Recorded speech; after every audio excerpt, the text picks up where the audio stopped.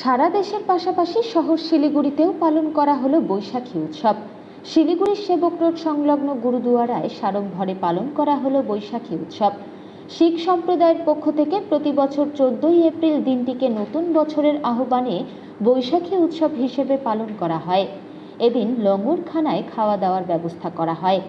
এদিন গুরুদুয়ারার পক্ষ থেকে গুরু প্যারি সিং জি বলেন, প্রতি বছর নতুন ধানের চাল থেকে বৈশাখী উৎসব উদযাপন করা হয়।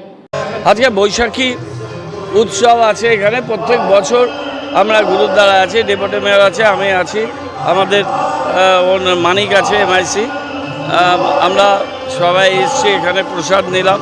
এখানে যে প্রার্থনা হচ্ছে সে প্রার্থনা সবাই অংশগ্রহণ করলাম। এই জায়গাটা একটা পবিত্র জায়গা এবং এখানে আসলে সত্যি মনটা একটা অন্যরকম একটা অনুভূতি, আনন্দ একটা হয়।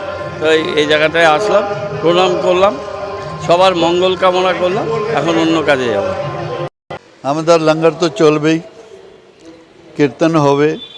বাইরে থেকে আমাদের हिंदी बोलबो ना, बाहर से हम लोग का कीर्तनीय जथा आया है, भाई जस कीर्तन सिंह अपने पटियाला वाले, तो वो अभी 12 बजे बैठेंगे। उनका भी आप लोग टिप ज़रूर लीजिएगा।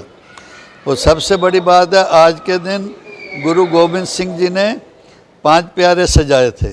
जो हम लोग सिंह बना वो आज के दिन ही बने थे। पहले सिख थे, सिंह नहीं थे।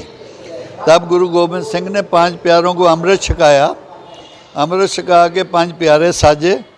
बाद में 5 प्यारों से अमृत छका गुरु गोविंद सिंह। इसीलिए बोलते हैं वाह वाह गोविंद सिंह आप पे गुर चला।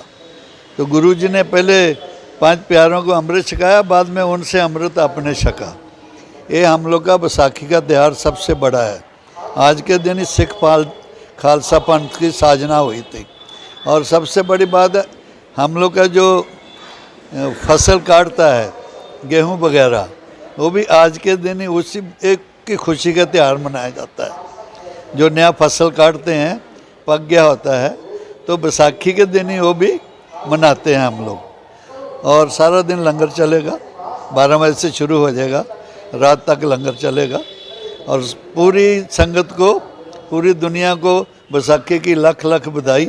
सब आएँ, लंगर छकें, आके कीर्तन सुने, गुरुद्वारा में आए, वहाँ के मत्था टेकें। मेरी यही कामना है।